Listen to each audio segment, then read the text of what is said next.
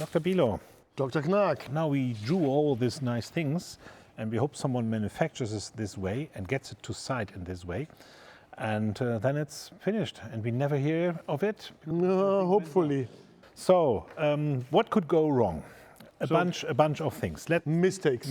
Let's think about, we have the aluminium system, we have the timber system, and we have the plastic PVC system. All nice. They all have their little different story. They have their pros and cons.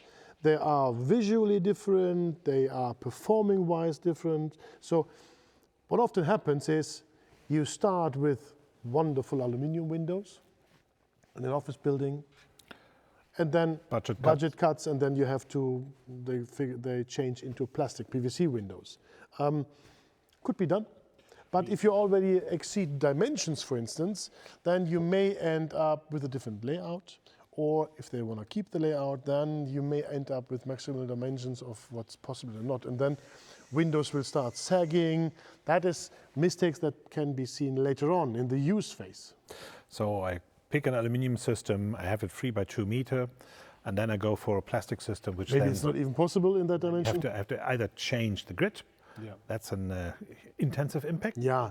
Or I stay with the same grid, and then maybe the system doesn't work, and then maybe it's not rigid enough, tightness doesn't work. So this is changing the material in the design process an opportunity, but after the design process. But also, for instance, let's say you have a monumental building and you choose a steel window frame with a very narrow dimension, and then you have to replace it with an aluminium, and they won't be able to make it so narrow. So it's still capable of doing that, but the overall visual will be different. So let's say with the different materials. Choices. Huh? That can be a complex one. Then second, line of defenses. Yeah.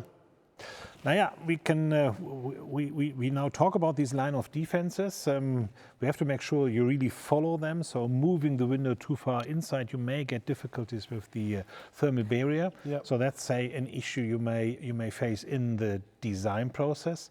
But a lot of this also may go wrong at site. Yeah, on the building side especially. And then the problem is you really have to understand, if you don't take care of these lines of defenses, of the barriers and the sealants, you may introduce moisture, either from inside or from outside, into the construction where it's not easy to get out, and then harm the construction over the years. So therefore, that is that's an issue. You have to make sure that that's always someone who checks this before the next layer comes. Or it's finally closed. Yeah, yeah, that's quite true. And then the next one, tolerances. Yeah. So we defined a set of tolerances. These tolerances could be not reached. That's one risk. So it's too narrow, window doesn't fit in, or it's too wide and window and all the connections don't fit. That's one of the risks which you may. Yeah, every now and then you can fix that easily. For instance, with diamond cutting tools, you can reshape or cut off concrete, for instance. But then you have a delay within your scheduling. That makes also time, the money more expensive. So therefore, who to blame is always a nice game, but yeah, it doesn't help. That's so taking care of tolerances, clear communication about tolerances in the beginning, so that everybody knows what they're dealing with, and then creating it. Just a little anecdote. Usually when you have a single family home, the carpenter who makes the windows comes after the bricklayers finish their work, and they measure the window openings. That's the German way of doing it. Yeah, that's how I'm educated. So you already see that there's a distrust. So the guys come after and check my work if I've done right or not, and then they will, for each of the different openings, make a special window. You go for larger structures. Yeah, of course. Then they order 5,000 windows, and they have to make sure it fits. Exactly. So then you have to really deal with the tolerance. Yeah, precisely. As a setting.